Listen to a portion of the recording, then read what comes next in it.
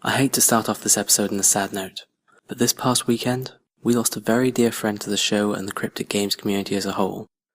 Mark Valentine, better known as H2O Rat, or That Video Guy, passed away on Saturday. He was a friend of the show, a friend of the community as a whole, a Foundry author, and above all that, a kind, dedicated, and talented human being.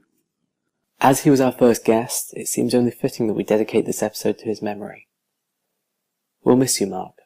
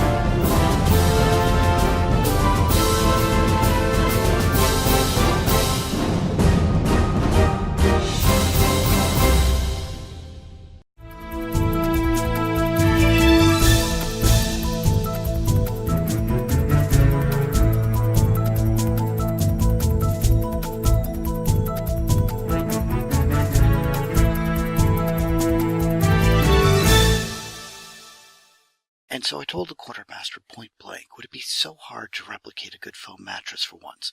And would you believe that he actually told me that we're on? And good evening, gentle beings. It's a quiet news cycle in Star Trek Online lately. Foundry Spotlight gets released. Dan Stahl talks Voyager, and more in the news. Tonight's news sponsored by Ryzen Motors. Ryzen Motors, come for the hover pack and stay for the experience, because it's the off-season and they need the tourists. And tonight we lead off with the official release of Foundry Challenge 7 winner as a Spotlight, Alpha Flight by Rimmer Tamak. It now qualifies for the Spotlight rewards and is meant for a small craft, so plan accordingly. Additionally, Salvage by Shamrock Duck was released for the Klingons. This is a level 41 plus mission. Go forth and play and enjoy. Dan Stahl talks Voyager. There's a possibility that we will see more than the Voth coming to the game with Season 8. We will continue to watch and wait and see what more from Voyager comes to our screens and to the Foundry.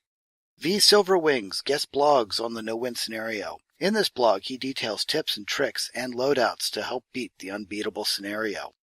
Mind Projects 5 and 6 released. These projects add to the interior and exterior appearance of your minds. Project 5 adds moving dilithium to the internal, whereas Project 6 adds more traffic to the outside of your station. And finally, Priority 1 and Massively and the G&T show all continued their recaps of Star Trek Las Vegas with supplementals and interviews with various Star Trek Online developers. In addition to this, Mog Nation interviewed Dan Stahl, and I'm being told that as a late-breaking story, there have apparently been some stealth additions to the Foundry. I don't have a lot of details on this at the moment, and we'll have to monitor this, but it seems that at least there's now a triggerable dialogue with objects ability that has been put in. I will have to get with our researchers to find out more for this for next time. Possible supplementals coming up in PrimetimeUGC. And that is the news. Good night and good luck, everyone.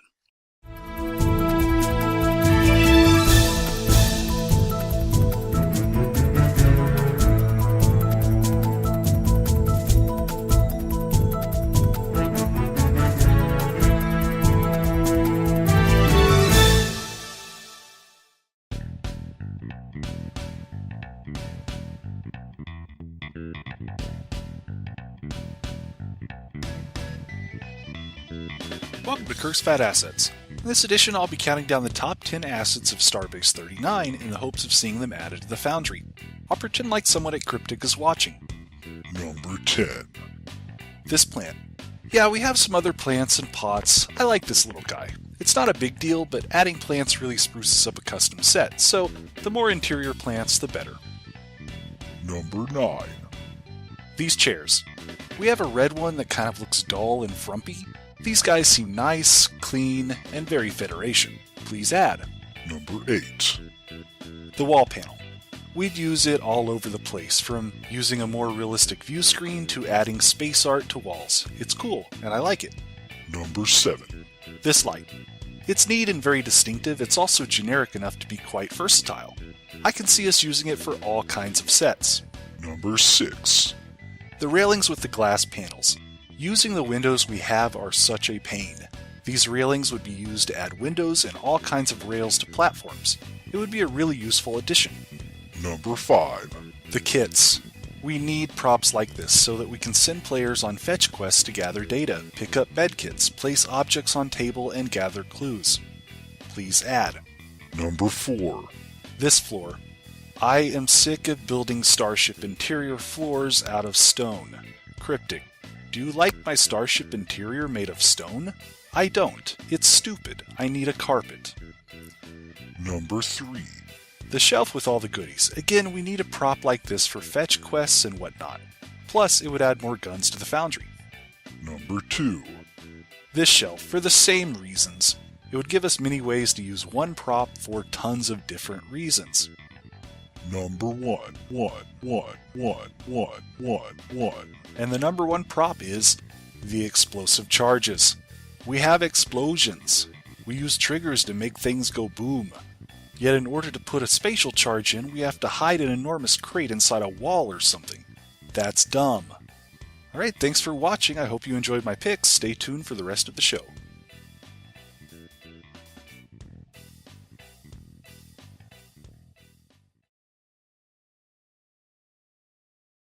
One of the things, many complaints I keep seeing on the Foundry forums is about a perceived lack of communication between the Foundry development team and the forums. Are there any plans to address this, or do you see a perceived lack of communication on your end as well? I do not perceive a lack of communication on my end. Although I am not as active as I'd like to be in the forums, the team and I, we look at the forums regularly, and I think I've posted a few times this last week and over the weekend. We are the Foundry team is absolutely passionate and care so much about the not just the tool set but the content that's being made and the authors that are making it. We take it really personally when something goes down. So all team on deck on the weekend, and we're trying to figure out what was happening when we thought it was and we try to communicate that as much as possible. A lot of that comes through me, just because if there's anything angry happening in a forum, the team's working like crazy. So, like I said, it's sort of I'll take the blows or anybody, calling me names. But while we don't communicate directly with a crazy amount with the community, we try to make sure that people know what's happening if something goes wrong. It's sort of weird, right?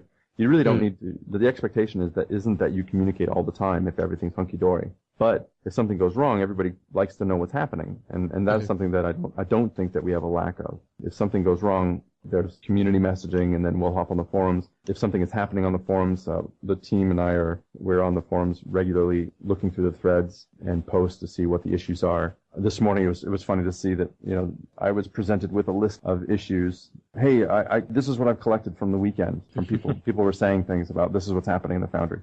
Funny only because I was going to one of the artists' desks and I was saying, hey, I just sent you a list of all of the things that I found. And he's like, that's amazing. Here's my list. And so we put that list together and he's like, great. Okay, so weird green torches not being green anymore, fixed. Weird boat thing, fixed. So we went down the list. So while we're... I love that those are the names that you put to them. And I can totally imagine that being true. Weird boat thing, weird green thing.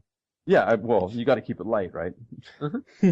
The funny thing is that it's sort of, you get into a point where, obviously, the artists know all of the assets. So, when you say boat thing, they're thinking, Skyhold _ just destroyed _pirate _boat 01. And then just like, boop, boop, boop, boop, boop, and then searching for the file or whatever.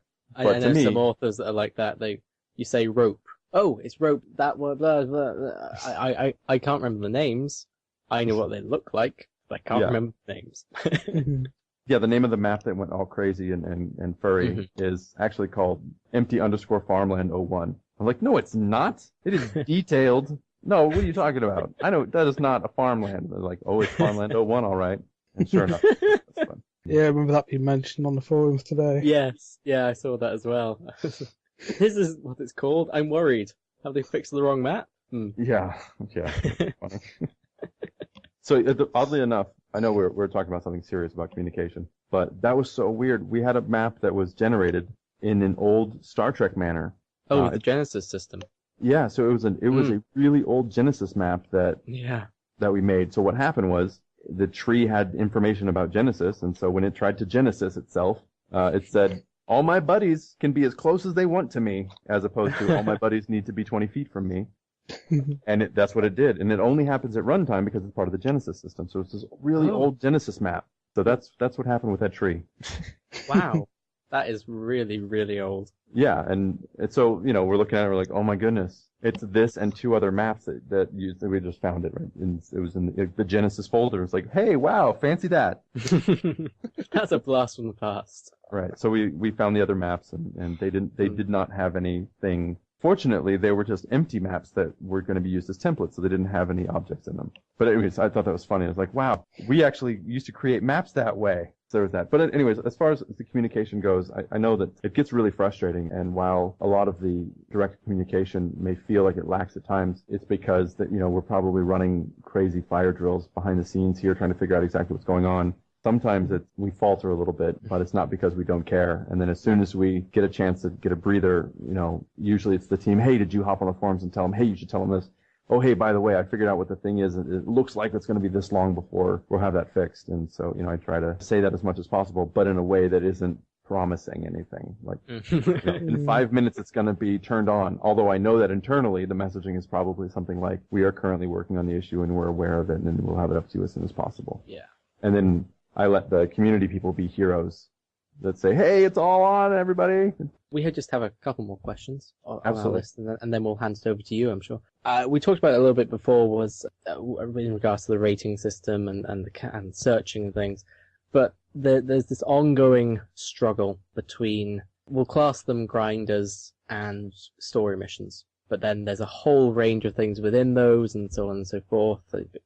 Just black and white, say grinders and stories.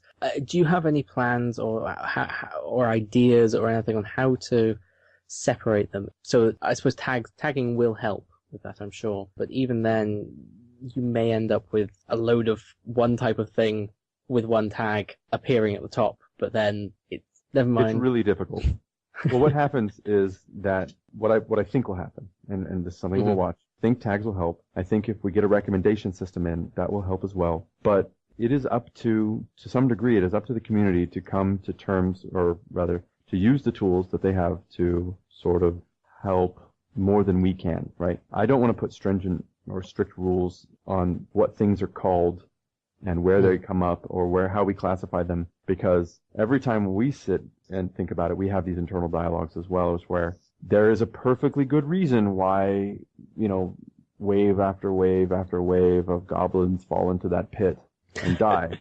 Because it makes sense, because I played it and this story makes sense, or, or there's a reason why it's just a field of, whatever, were-rats, because this is whatever. In the story it says this is where the were-rats hang out at the full moon and they all just hang out, or whatever. I don't think that it's the developer should say, I don't think I'll even say me, I don't think that I can say what is and isn't a type of mission, right? So I would like to give the tools out to the community, and if they arrive at a place where a single tag is what this type of quest is, and everything that is that type get that tag, then it becomes part of just the awareness. It becomes the community, right? And they own it, and I think that is really powerful. Yeah. And it's way better and more concrete than anything that we could ever do. Because, like I said, with the whole, the different investments and qualifying things, it's the same problem. If we start qualifying things as one thing or another, and if the community doesn't agree, then the system breaks down. The only thing that we can all agree on is when the community says, this is an exploit. I will not disagree with you. There are missions that are classified in a certain way, and the community says, please, you got to remove these things. This is a serious problem. We look at those things, and we've been very, very hardcore on things that are exploitive or pushing the boundaries of things and types of content that we don't think fit in Neverwinter Foundry. Mm-hmm. And we're going to continue to be on top of that. Now, there's an investigation period, and we look at things, and things get reported. There's also tools in the community's hand, right? Reporting things as exploit missions gets that stuff up in a queue and up to CS, and there's temp bans and all that stuff. There is a process for all of that, but that's definitely something that is community driven, right? I'll play something, and if I see it as an exploit, I'll mention it, and I'll kick it over to the exploit team, and I'll say, hey guys, what do you think about this? It kind of looks and feels like an exploit. And this is more than I'll just to be clear, I'm classifying that a little bit different than I am sort of grinders, right? Yeah. No. Grinders are different. I know what you mean. Yeah. Right. Grinders are real missions. Grinders are real quests. Story are real quests, and then exploits are exploitative. That's definitely. So, but I think that things like story and grinders, that's why we have sort of RP and story, and then we have combat heavy, and then I didn't want to put achievements as one of the tags because it kind of has a negative connotation, Yeah. That comes. It's like that border between grind and exploits that. We certainly had a period where a lot of people were going, oh no, they're playing these missions and it's so because they're killing loads of things and then they're just getting achievements and this shouldn't be right. I don't personally. I don't see a huge issue with that because it can be very, very annoying to go through and kill 1,000, 2,000, whatever. Because I suppose in the same way, you still have to fight them all. You still have to kill them all. It's just you're doing it without having to sort of repeat a long and tedious other part of a quest. Not that I'm saying cryptic missions are long and tedious. I'm just saying I'll stop digging. There are plenty of long and tedious quests. It's getting like you have to walk this far to then kill that person, as opposed to no, you can just stand here and then you can go and kill them there, and there. Right. Yeah. I don't know. I would definitely want to put. I think putting more power in the community's hands to find, qualify, and organize is something that I would lean heavier towards than us coming up with a rule set that then everybody has a different opinion about and a different understanding of, and then ultimately just looks broken. Because you can definitely say like, "Oh my goodness, I don't agree with this," and everybody could say, "Yeah, but the community voted." Oh, okay, well that's cool. Right, as opposed to, I don't agree with this. This is completely broken. I'm like, yeah, I know those devs did that. I'm like, oh man, devs. No, it makes sense. It really does. At least once it's explained. Okay, then I think we've just got one question left, which has probably been far too much of a build-up to it. But what's the relationship between core team and you and everything else, and the Foundry in Star Trek Online, and who's responsible for bug fixes? Is it the core team, or is it then delegated to, for instance, Neverwinter or Star Trek Online folks? And then is it who's in charge of porting and that sort of stuff? And what's going to happen? It's everybody that knows anything about the Foundry is always and forever will be on the hook. It's plain and very straightforward. I will, instead of core, I'll say it's Star Trek.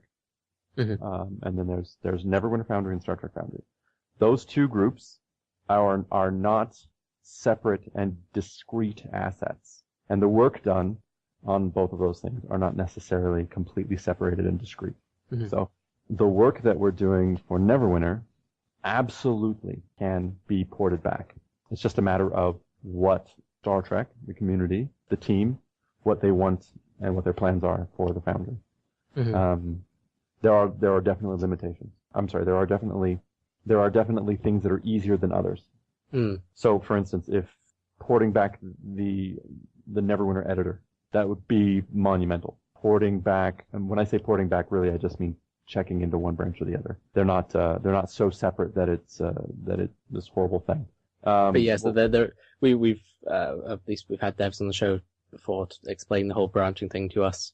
Right. So what we had done with Neverwinter was basically what was happening is the Foundry shared all of the same code, and we started making really big changes in the Foundry for Neverwinter, and that was what we were seeing was it was rippling through Star Trek and really ruining a lot of things. it would get Star Trek would pick up features that then didn't have UI and then would just be broken, and then we'd make changes to how the UI was going to be drawn, and that just all of a sudden started affecting Star Trek.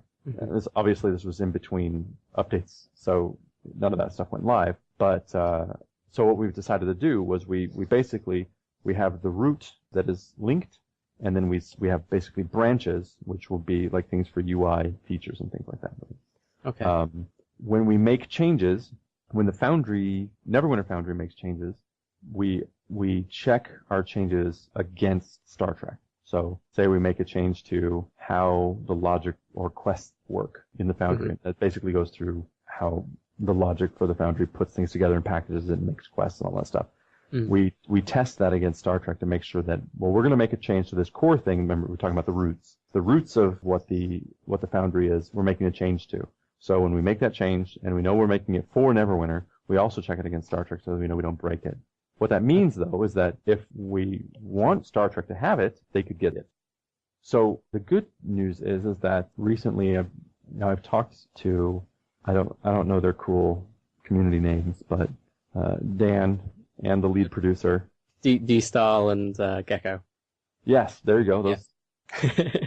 No, it's Gecko is the designer, right? Oh, sorry, yes, designer. Oh, gosh, I've completely blanked on producer. No. I'm not going to say his real name because I don't know if you guys know his real name. Is it? No. No, he's not a designer. I can't. Never mind. It's okay. We'll work it out. Anyway, someone will find it. So if it's Dan, we'll go with Dan and Gecko. So if D-Stall, we've actually talked, and he's like, hey, so there's all these things, and I want to sit down and talk to you about the stuff that we can get into the Foundry. So I said, that sounds great. It's an amount of time. It is some program time. It's most likely some UI time. And so we can just go over and look at all the stuff. And I've talked to the Neverwinter Foundry programmers who, like I said, are not a discrete asset, and asked them, hey, what would it take to do, X, Y, and Z to get Star Trek the stuff that they're interested in? And so we'll have discussions about that. So as far as features go and sort of adding features that are in Neverwinter to the Star Trek Foundry, it's just a matter of work and timing and effort, and some of it is scarier than others, but for the most part, none of it is absolutely terrifying, except for probably adding like interior editing. Oh gosh, yes, that we know that's good. That would be a monumental task involving art and everyone else's cooperation as well. Yeah. we don't expect that for a long time. And then as far as bug fixes, there is no, like I said, everybody is on deck. So if a bug comes in for STO specifically, I am the first one that says, oh, hey, let's crush that. Let's get that taken care of. There is no division of game or title or anything. Okay. If there's a bug and there's some stability things or anything, absolutely, it's all hands on deck to make sure that we address any issues with the Foundry in both games. When it's just the division comes when we start talking about additional features, and then it comes down to where Star Trek wants to take the Foundry, which is not a discussion that I'm always in. Yeah. But definitely I get roped in when D-Stall says, hey, I've been thinking about this. What do you think about this, and how can we do these things? But as far as support and maintenance and bug fixes, it's a shared effort passionately shared effort to make sure that both games are always 100%. Okay. I hope that answers.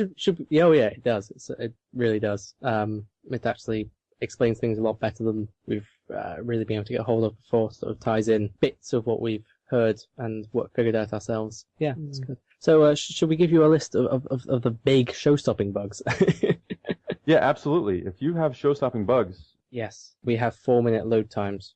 We have a workaround, but 4-minute load times. As soon as if you click on the details panel, or if you go into the costume editor, and basically anytime you click on the right-hand panel and drag something in or use it, whenever you then go into preview a map, it takes 4 minutes once you've done that. You can bypass it by saving, exiting the Foundry, coming back in, then previewing, and then it will have a normal load time. Still a bit longer, but it's not huge. Yeah, that's it. There are a few posts about it on the STO forums, but that's a massive thing at the moment, I'm afraid. As I said, we have workarounds, but So it's 4-minute load times dragging assets from the details? Yeah, you drag it in, it's there, it's fine, and then you hit preview map, 4 minutes. It's odd, but it's completely fine. If the way there are 2 workarounds currently, you can either drag everything in, place it all down, save it, exit Foundry, reload the project, or you can Whoa. drag one in. You're making my brain hurt. You see the lengths that authors go to. It's fabulous. I am an author. I know. Yes, I know. You feel our pain. Oh my goodness. You feel our need. I'm currently trying to build the interior of a guard tower in the exterior space. I can see how difficult that would be in Neverwinter as well, because I don't want it to be in a different map. I want you to be able to go into a guard tower in the same map. Oh my goodness. Yeah. We there's been some amazing builds, like we do it regularly in STO, but there are some fantastic builds in Star Trek Online, and there are some great ones in Neverwinter coming through now, but just the imagination, as I've always said with the Foundry, you can do anything you want to. It's all there, it's all possible. It just takes a lot of imagination sometimes. Yeah. A lot of imagination and a lot of patience. To that, one of the other things, I'm pinging back to the whole, what is the future of the Foundry thing. We definitely want to take a look at sort of some of the multiple and complex steps to do very simple things. You remember, so one of the things we added with Fury of the Feywild is that encounters can now drop items. Oh, yeah. I mean, I know that just sounds like it sounds like it should have been there from day one, but I don't know how many times because I have a quest where I have got to go get spider carapaces, and then you've got to bring it back to prove that you did. And so every time I have to go, basically rummage through a spider's nest, or I've got to kill the spiders, and then I've got to go, I have to place an extra rock that is the clicky to give me the item to take it back. And it's like, so many things, right? And I have, there's multiple nests, and I have to get multiple carapaces, and there's only a single carapace per nest and all that stuff, obviously, because there's only a single spider in each one. And I have to duplicate that same thing over and over again, instead of just saying, when you kill spiders, they drop carapaces. And so it's simple, so many steps before, right now, oh my goodness, I've got sound that triggers when you interact with something, and it sets on fire and switches to a different version, so it looks like a burned version. Yeah. And I have to do that 5 times in a map. Oh my god. just being able to have just a few things, here's an object, and it plays the sound when you interact with it. And then it turns, just those, it should be simple, and we have to go through so much just to make what seems to be so simple. So that was something I sat the team down, and I was like, look guys, this is it. I've had it with you. I know you've given me a lot of tools, and I know you're like, here's a straw, here's a glass, it has a hole in one side, and there's a little bit of screen over there in the corner. I want you to make something awesome. I'm like, I just need you to just fill the glass and hand me the water. And put the straw in it occasionally as well. Yeah. Just because I'm thirsty. Next time, I promise. Next time I'll do it. So I want, I want to have a pass at making those very simple things that should be simple. And then, yes, there's complexity, but sometimes you just need to be simple. There's a huge, you guys know, there's a huge barrier to getting into the Foundry because of some of the complexity. Oh, yeah. I'm a bit of an odd one because I love the complexity in a way. I love figuring out how to do things. That being said, it would be a lot simpler if some things were simpler. But So part of that whole let's make it simpler thing, and then because we're talking about features a little bit for the Foundry, and we talked about, just to recap real quick, we talked about bosses, we talked about people who were interested in talking about PvP. I am absolutely, one of the things I'm pushing for 100%. Is for the author's ability to create a jumble of things and create their own groups. So they're creating their own assets to be stored. Yes. For their purposes. Right, and then creating personal library to be shared across projects. But then the extent of that, what we I just call it internally libshare, because that's really what it is the ability to share your library. That is I think that is one of the old top requests. And I know everybody wants dragons and gelatinous cubes, but I think if they have the ability to create library pieces and then use them across their projects, that's already a good step. But the ability to say, yeah, no, totally, I'll make you that burning box that then plays the explosion sound and then does the thing, and I'll just make that library piece and then I'll just send it to you and you can just use it wherever you want. And just know that all of the interaction, the sound, the swap of the item, and the effect will all just going to play and work. I think that is, to me, that would be amazing. Because then I could ask my buddies, right, can you please make me a castle? And they can make me a castle and send it to me. We've had that with STO, not supported so much, but the UGC export command to export maps. Yes. A community member made a tool to then pass that info, which we then took, and it was part of Starbase UGC where we would host it on a wiki. and essentially we'd pass that output and have it all nice there. Did little trailers and everything for each asset. We had starships, we had cargo freighters, we had slave markets, we had everything, complete with Orion slave girls and their costume details. Yeah, right down to the very T. But then it would take about, I mean, it sped up the process, but it would still take 30 minutes to then go, okay, so this item goes there at these coordinates, and that one goes, oh no, damn it, I was working in Y relative to ground instead of Y relative to 0. Oh, damn it. That sort of emotion happened a lot. That doesn't sound very fun. It worked, but gosh, Sure. a real library share would just be incredible. Oh yeah. Yeah, so those are some of the things that we've been discussing. I think in the short term, long-term plans are sort of wide open for the Foundry. Yeah. But in the short term, I think improvements to the what we do and how we handle publishing and releasing new stuff, so that we are a little bit more protective of the author without the need of having to turn the editor off, but definitely they're more protective of the content changing that they've spent so much time in. And then making it easier to use the editor, and then make the creation of things much easier. One of the guys on the team wants to add templates so that you can basically have a drop down that says, like, I just want a 4-room dungeon with 2 contact dialogues. Then basically it's a quick thing, and it basically fills it out. So then all you need to do is type in the stuff and then change some costumes. Because there's sometimes in your quest, it's just a cave full of bats. And, because you really want to take the time to make the other cool stuff. On occasion, you may just need to quickly populate a map. So you can say, heavy population, 5-room dungeon, kobolds. And then, boop, there you go. And so we basically have that project almost like you would, with your UGC export, but you would just have these. A lot simpler.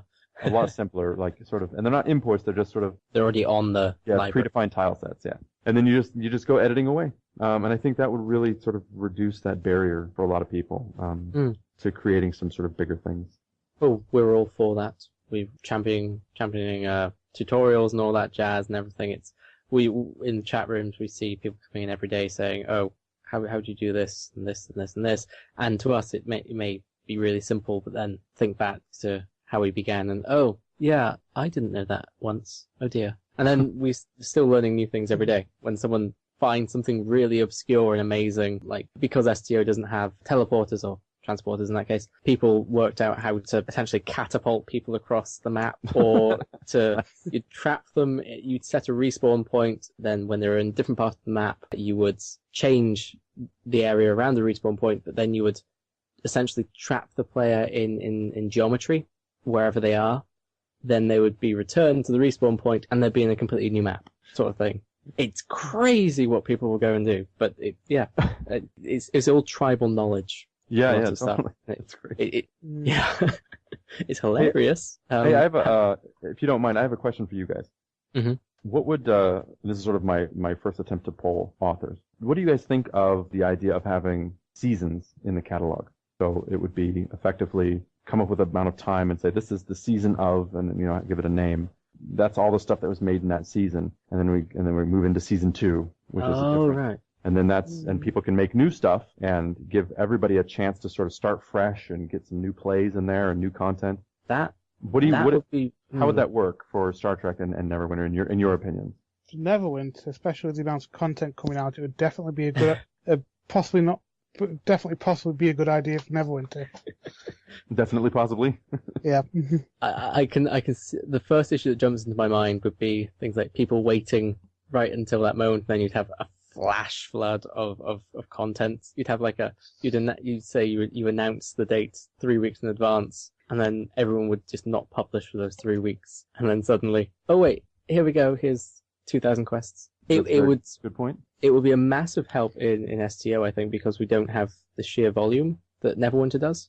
Mm-hmm. I mean, I looked at that infographic and God, the number of quests that are published, that's incredible. Oh, Neverwinter? Yeah, that's really incredible. But that's I think almost the same as it was in STO like 2 years down the line or something like that. That's just crazy. Yeah. So just to give you an idea, when we do a force republish, it's all of that. Oh yeah. I dread to think what your engineers say when you go, so we need to republish several thousand missions. Computers please. Yeah. Time please. fans for the computers. Make sure it doesn't die. Rent out another server farm. Exactly. It would be a cool idea, though. That the seasons that could work. Yeah, it was something that we were thinking about.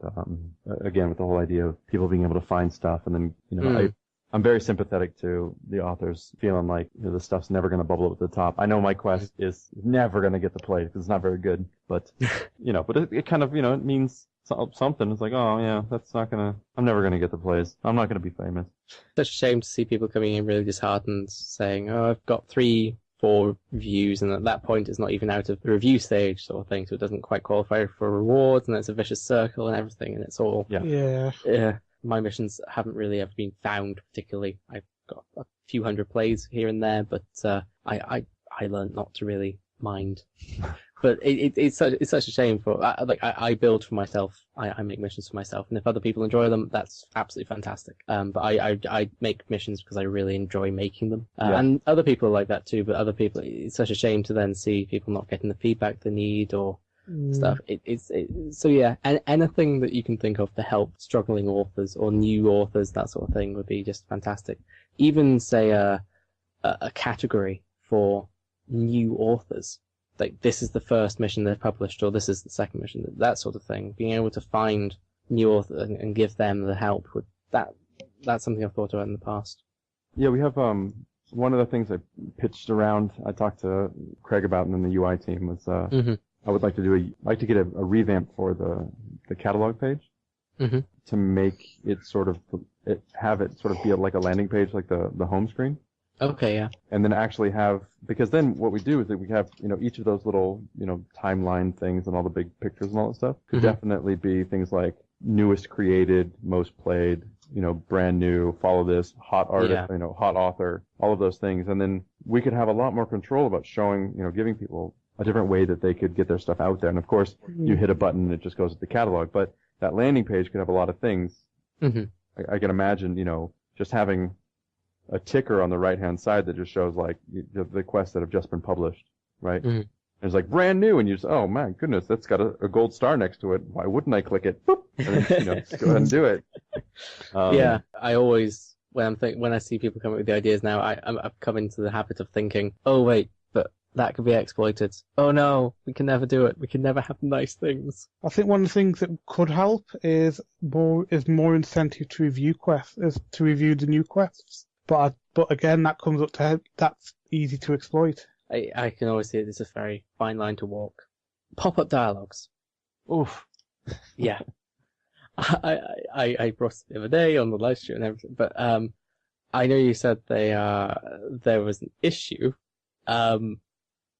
Just wanting, for one thing, we want to make sure they never go out of STO, because that would kind of break every mission ever. But also, I'm wondering why did it? What was it that actually really caused the issue?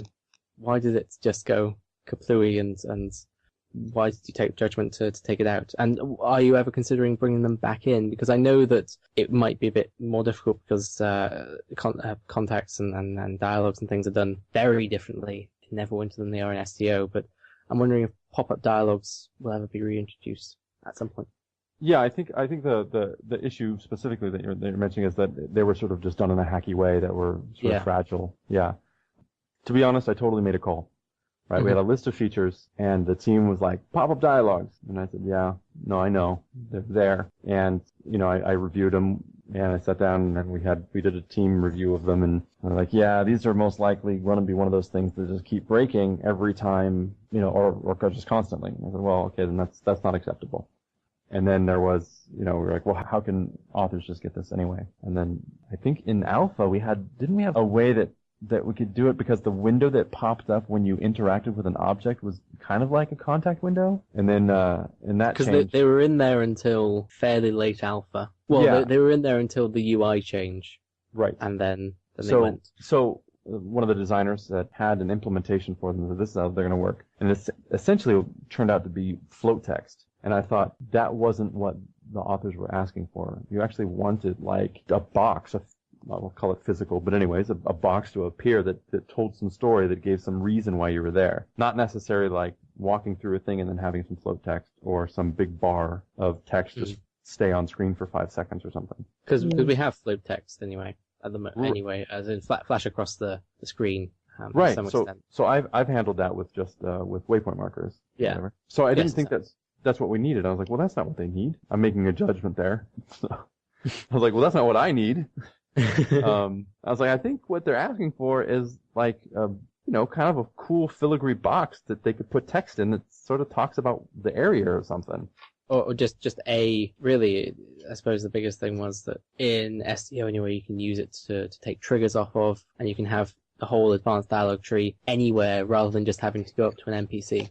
Right. Because that's the janky thing at the moment, that you can't just have text appear, you have to go and talk to that NPC in Neverwinter. Maybe we could talk to an object. Well, yes, you can talk to an object, but you still have, you can't have something, I may be completely wrong, but you can't just have something that appears forcibly. Right. Once something's done. Correct. So, basically, you can't have someone shouting you over rather than just, you have to go and initiate a talk with them. Right. Yeah.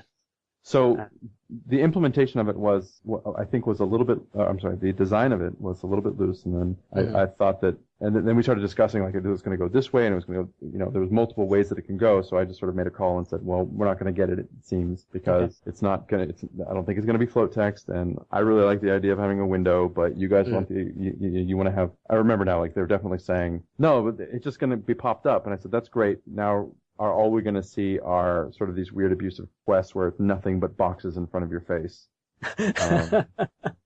And as soon as I said that, I realized there could be magical books that are flying in the player's face, and that's why there's all of these things covering up the screen. Anyways, like I said, there's always it totally makes sense, right? It's D&D, it's magic, there's all kinds of anything the player can think of wanting to play, we can make for them, and it makes sense in some way. So, and it totally including the old style character creation options, NPC creation options, where you could create absolutely anything. Oh, like you mean a Neverwinter?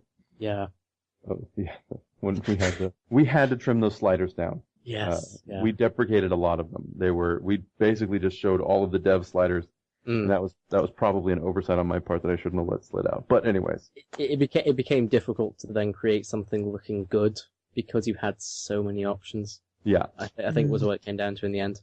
But anyway, sorry.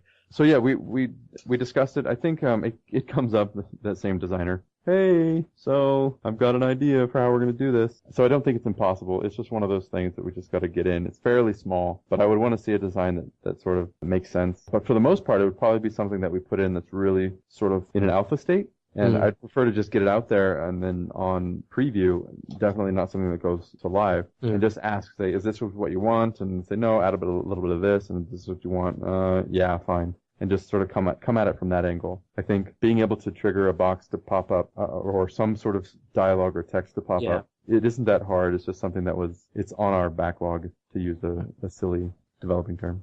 Fair enough. Thank you very much. Well, this is the point where we turn it over to the developer to say anything that you want to say to the community or ask community for anything like that. The floor is yours. Fury of the Feywild is out, and with it came a ton of really cool stuff for the Foundry, not only in the editor and changes there, but obviously we added a ton of assets, encounters, and costumes. But we hit a little bit of a snag, and it's something that caused us to pause, look at where we're at, and see how we can make it better. So with that being as it is, we're not really out of the woods yet, right? We have stuff that we kind of need your help on, and one of those things is there were some changes that went out to some assets, and while we're trying to get editing enabled again, if anybody has any feedback or things that happened or changed in their quests post patch, hop in. There's a thread on the preview forums for things that have changed that the devs need to investigate, basically, that I started. Hop over there, post the things, big or small, it doesn't even matter. The team is investigating all of it, and really I think the biggest thing I can ask for is patience from the community. We're working really hard to figure out all the things that may have changed and get everything squared away. Any help that you guys can give us would be great. But other than that, you guys, the community's doing an amazing job. I really can't wait to see what they make with the new tools and the new stuff. Is there any way that you want to say how people can find you or reach you or anything? Do you have... The best place to reach me is no joke. I'm on the forums all the time. So if there's ever an issue or anything, you can make a thread and just, Robo, look at this now. just hit me up on the forums, make a new thread. If it's issues that need some investigation, I prefer the preview forums. I don't want to muddy up the Foundry forums. I know there's lots of people that are trying to get plays, trying to get information, some how-tos, and there's definitely some community stuff that's being handled and very well on the main Foundry forums. So on the preview forums, absolutely, big shout-outs to me. If you ever find a post that I've made, you go ahead and click my name, send me a PM with issues that you might have. Thank you very much, Rob. Yeah, absolutely. Anytime. Always a blast hanging out and chatting.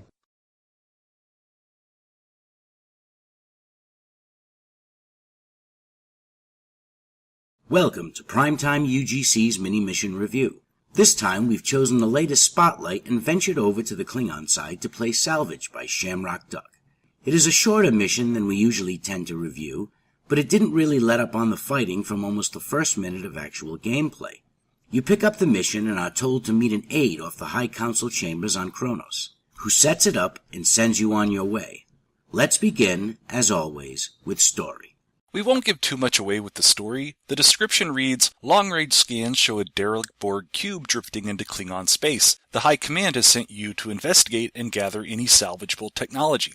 That's an exact description of the story, albeit there are a few twists and turns surrounding what's going on within the Borg cube. Otherwise, I have to say that the story is very light, and the mission is far more focused on combat. There are very few characters, and honestly not much of a detailed explanation for what's happening to the Borg cube and who is responsible, unless I missed something. However, there are a few nice moments of humor, particularly in the last few dialogues. I have to agree with Kirkfat when it comes to the omission of details. We find out something strange is afoot, but are not given a hint as to the who and the why. Perhaps there will be a second part to the mission, but there should always be some closure to parts of the plot before moving to a part 2. We gave story 3 stars. Now on to map design. Most of the maps were fairly stock, although the Borg interiors were interesting. I could tell that they had quite a bit of customization. Unfortunately, the generous use of smoke really obscured the set. I understand what the author was going for in terms of creating a spooky and dark set that added to the environment. However, I was tripping on all kinds of things and sometimes relying entirely on my map to know where to go, so it was a little frustrating. I think if the enemies had been more of a challenge, then the set design would have added to the fear factor. But, well, I'll save those comments for the difficulty section. I don't have much to add but to say that I was blind during much of the interior sections. I did a lot of walking into walls, but the mini-map got me through. We gave map design 3.5 stars. Now on to tech. Everything worked perfectly for me. The author shows a good grasp of the basics, and there was much attention to details such as the renaming of mobs and the actors. I had no issues with reach markers. It was very straightforward. My biggest issue with the tech relates to the reskinning of mobs, but again, that takes us into issues of difficulty. But we gave tech 3 stars. And here we are to difficulty. I'll begin by saying that enemies were not very hard to defeat. The space battles were easier than the ground, at least for me. Maybe because the ground battles had a bit more action. I want to say that I really understand what the author was going for, as far as making a Borg zombie mission and needing the NPCs to bite. I've done a similar mission, and I had to rely on the mobs that were easy just to get that biting effect. But in this mission, it wasn't just the ground enemies. The space enemies were also reskinned. I think I destroyed the Borg cube, for example, before I could fire a force torpedo, and I really felt like the first battle was being done for me. So all in all, this was a combat-focused mission with a light story, yet the combat was a little dull. Difficulty came in at 2.5 stars. And that's going to do it for our review of Salvage by Shamrock Duck. Please go out and play it for yourselves, and keep playing and creating user-generated content. And this has been the mini-mission review on episode 27 of Primetime UGC.